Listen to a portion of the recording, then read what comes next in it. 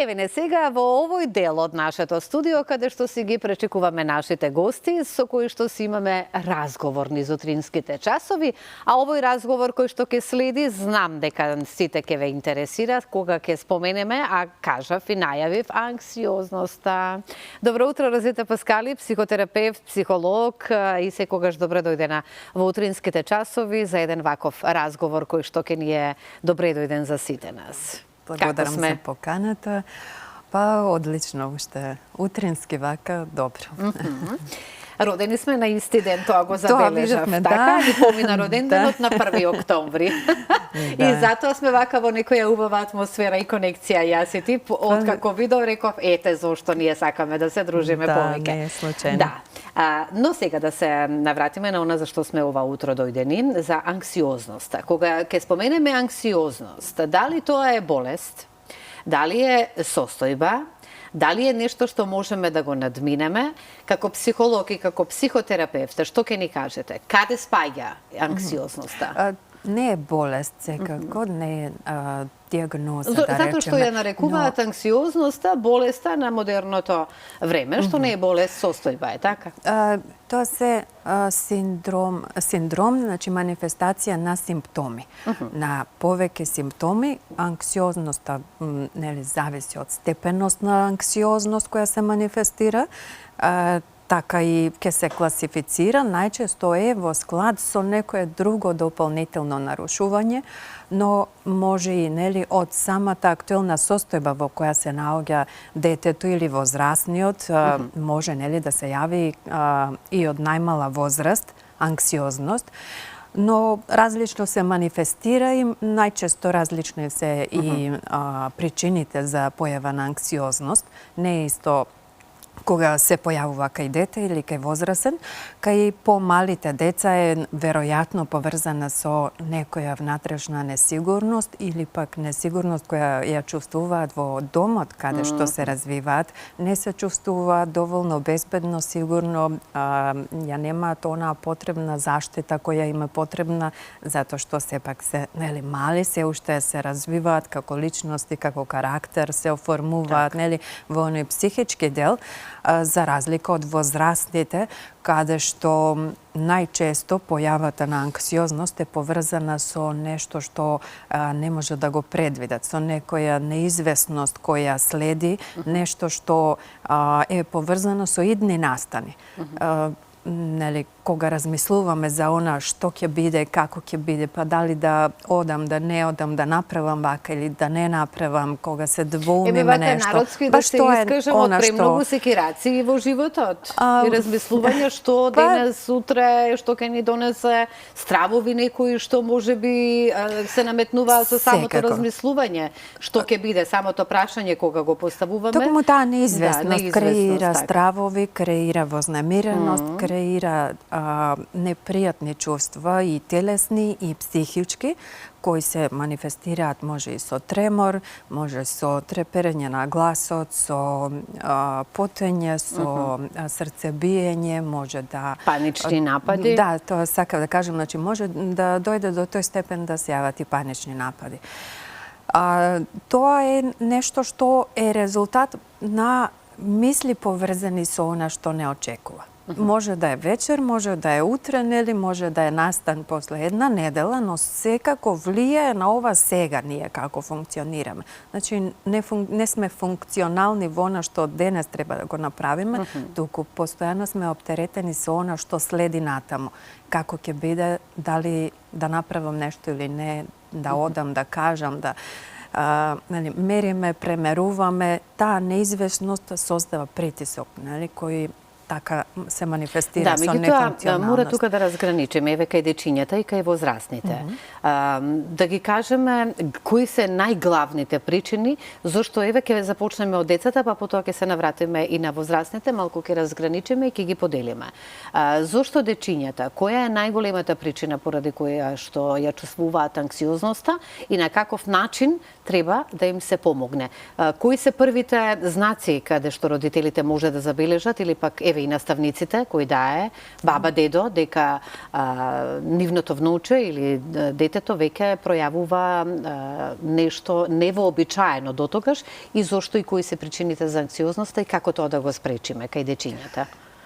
Па, знаете како, анксиозноста кај малите деца секогаш е резултат на некои стравови. Може да бидат и нереални стравови кои самото дете си ги креира, да, но може да бидат и реални стравови, каде што, ете, може би поради строги родители, поради казни кои следувале и нели, стравото тоа да не се повтори, стравот да не погреши, што ако не знам, во училиште, па и во градинка може да се случи и на таа помала возраст да децата манифестираат анксиозност. Дури и на оваа мала возраст може да се... Да, секако, затоа што и тогаш, нели, се уште не располагаат со доволно вештини за да се справат со нови ситуации.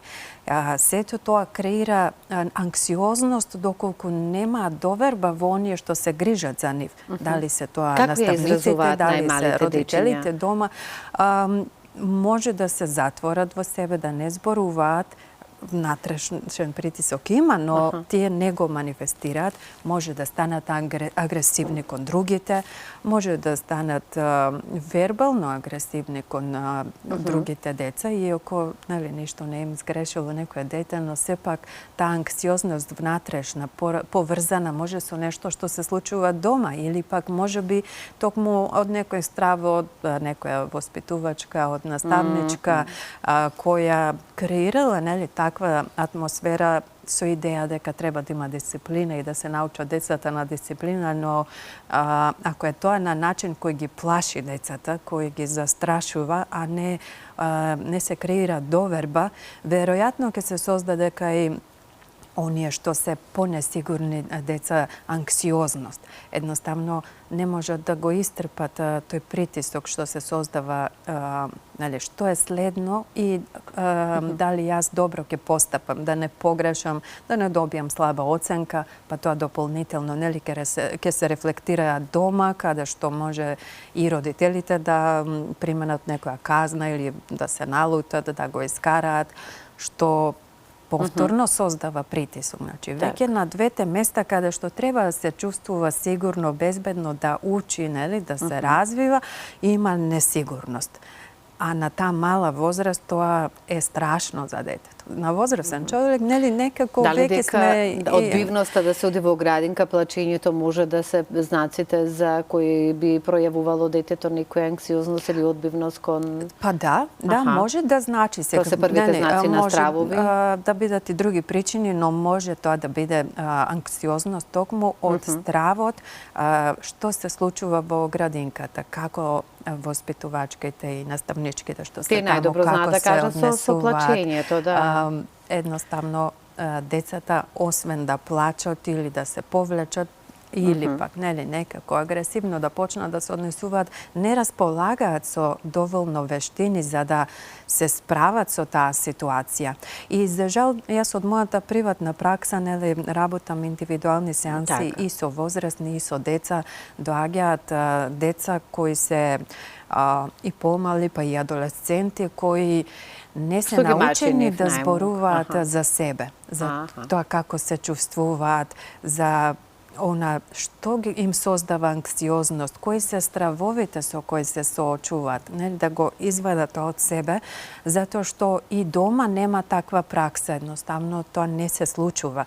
Па кога ќе дојдат, нели, кога јас ќе почнам да ги прашувам да зборуваат за себе и да објаснат, нели, како доаѓа до тоа да такво однесување манифестираат или како се чувствуваат, како да и немаат одговор на тоа, едноставно како се чувствуваш добро.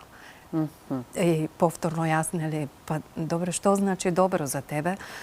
Па добро, како да ти кажам, како да и нема зборови, како да ја опише состојбата, нели, она како се чувствува.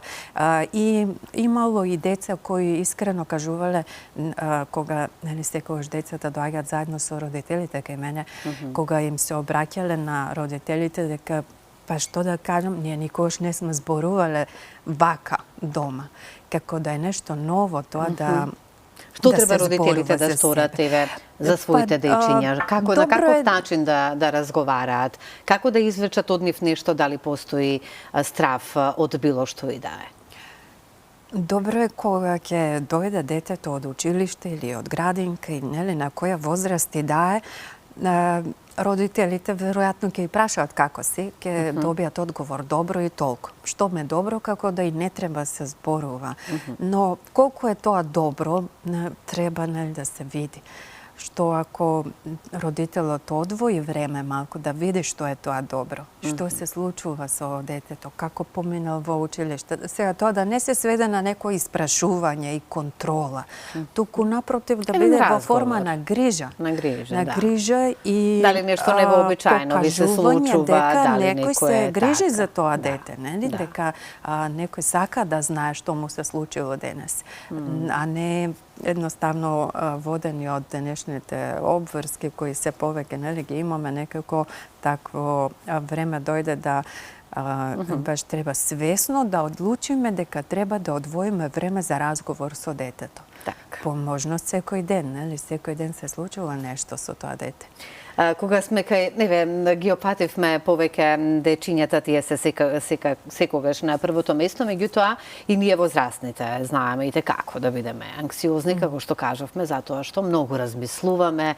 Меѓутоа јас од сите овие можни досега, барем што сум имала можност да прочитам, да погледнам видеа со психолози, психотерапевти, како и да е, ќе дојдеме до еден заклучок дека најчувствителните луѓе се анксиозни. Дали е тоа вистина и оние најемпатичните, кои што се со премногу емпатија во себе, доаѓаат до степен кога веќе едноставно не можат да тие чувства да ги совладаат, па доаѓа до анксиозност.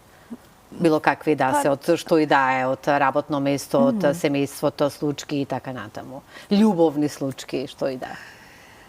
Секако кога ќе имаме нерешени ситуации, може би потешко се справуваме со некои ситуации на работното место, па во љубовната сфера, може би дома со семејството, со децата, ако на секое поле понекаде имаме поголеми проблеми, нели, кои ни тежат и не ги решаваме, секако анксиозноста ќе биде голема. Што може на долг рок да води и кон некое психосоматско заболување. Нели, телото веќе ќе се буни, ќе кажува дека мора нешто да се промени, нешто да се реши. Анксиозноста води до депресија или? Постои анксиозно-депресивен синдром. Кој нели, има поврзаност, но најчесто анксиозноста, како што кажав, се поврзува со преоптеретеност со она што ќе биде во иднина. Сепак ја извојуваме сама по себе. Депресијата, за разлика од анксиозноста, е па преголема оптеретеност со нешто што се случило во минатото. Дали одамна, дали во скорешно минато, преоптеретеност со нешто што и не можеме да го промениме, а сепак трошиме многу енергија на преиспитување. Зошто се случило така? Требало поинаку. Јас требаше поинаку да постапам. Може би не требаше вака или онака, или некоја загуба ако се случила, нели, и не може да се прифати. Оптеретеност, како ќе беше сега да беше тој тука, таа тука. Разделбата едноставно не се прифаќа. Но тоа е нешто, нели, што се случило и немаме влијание. Едноставно, се додека не го прифатиме, нашата енергија што денес треба да имаме за функционалност денес, ја трошиме на она што поминало и преиспитување на минатото, и немаме енергија за денес. Едноставно, кога ќе каже некој депресивно се чувствувам, тоа е веројатно поврзано со многу мисли за нешто што поминало.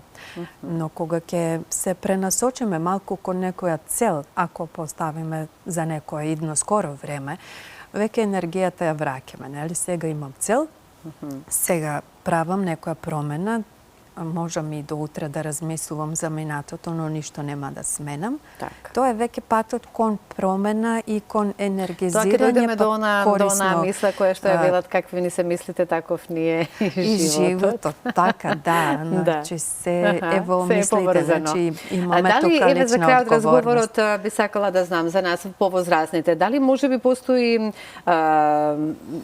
оној степен во животот или пак можеби во помладите години нешто што сме доживеале како траума, било што и да е, може да се рефлектира во повозрасни години, а да не биде во тој момент во кога ни се случило тоа. Секако, децата кои имале строги родители, веројатно кога ќе го чувале во себе, па некаде после ќе избувне. Кога ќе препознаваат авторитет во некоја возрастна личност, дали е тоа професор на факултет, па дури и на повозрастни години, дури личноста да има 30 години, ако, например, мајката била таа која била строга, која имала строги казни, можеби, која создала страв и анксиозност, секоја фигура женска возрастна која ќе го потсети тој веќе возрасен, нели, на неговата мајка, ќе создава чувство на непријатност. Так. Ако е шефица, например, на работа, веројатно ќе има отпор кон тоа да пристапи, да побара нешто, да се спротивстави само на нешто. Само довербата не ја губиме. Со самото тоа што, нели, во детството имал такво искуство, каде што мајката се однесувала на таков начин, ако не се работи на тоа, може психотераписки или, нели, со самотерапија, имаме техники за тоа како да едноставно се справиме со она што ни се случувало, за да не влие на ова сега како функционираме. Така. Јас многу благодарам, жалам што многу брзо ни поминува времето, меѓутоа она што сакам за крај да дојдеме до еден заклучок е следно, дека анксиозноста не е болест, тоа треба да не го помислиме повеќе, туку дека е состојба во која што се наоѓаме и можеме да ја надминеме. Така. Значи, разговор со психолог, психотерапевт. Така. Благодарам многу за гостувањето. Благодарам за поканата. Зборуваме и за депресијата, која што исто така за жал е присутна се повеќе во последно време, затоа што сепак немаат толку многу, имаат, меѓутоа сепак се ги раздвојуваме, анксиозноста и депресијата, па ќе ни биде следна тема. Добро би било, особено кај младата популација, еве од моето искуство во работа со клиентите, гледам дека се почесто е присутна во младата популација. Добро. Тоа ќе ни биде следната тема, Розета. Многу благодарам уште еднаш. Посакувам да имате убав ден.